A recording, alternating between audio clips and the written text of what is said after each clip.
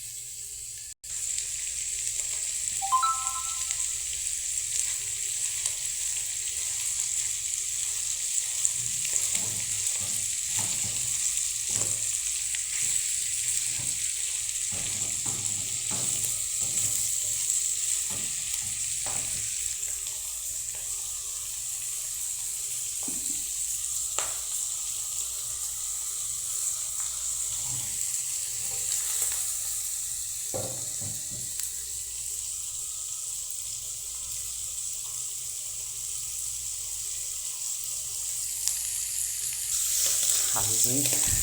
मटनको भुटुवा भन्दैछ साथीहरू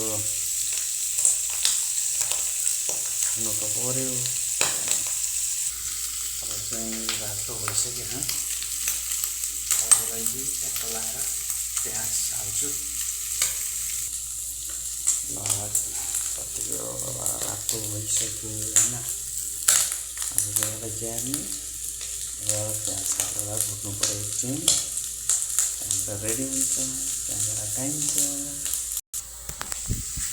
साथीहरू अब चाहिँ प्याज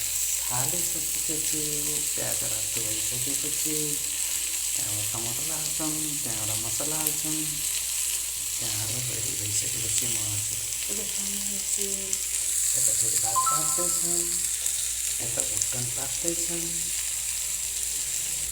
अब रातो भइसकेछ साथीहरू अब यसमा टमाटर हाल्छौँ टमाटर यता हालिसकेपछि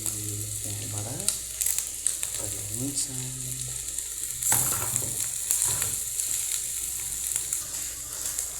अब रेडी भइसक्यो हामी अब म हालिदिन्छु टमाटर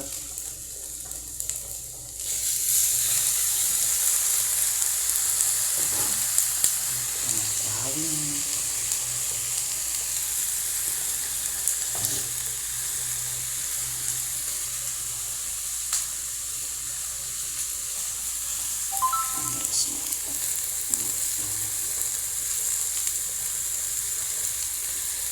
मसला पनि एड गरिदिउँ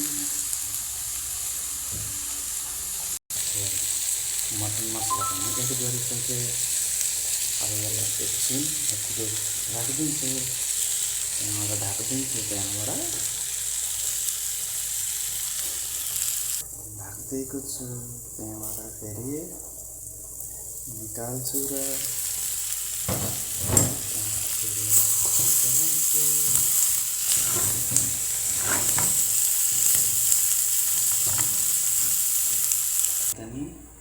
यता नि रेडी छ चिकन करी यता मटन मसला रेडी हुँदैछन् भुटुवा यता चामल रेडी हुँदैछन् अब 2-3 मिनटपछि पाक्छन् अनि त्यहाँबाट खाने थाल रेडी भइसक्यो निकालेर हेर्छु कस्तो भयो रेडी हुँदैछन्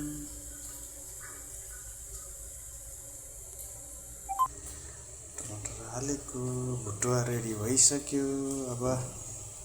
भुटुवासँग भात खाने हो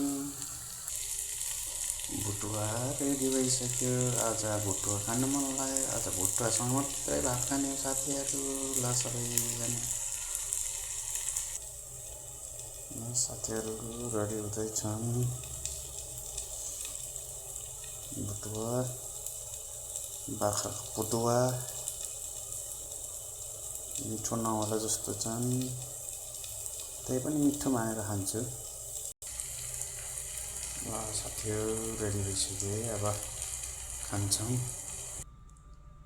ल त साथीहरू रेडी पनि भइसक्यो अब मैले खाना खाएको चाहिँ मैले देखाएन है खाने मान्छे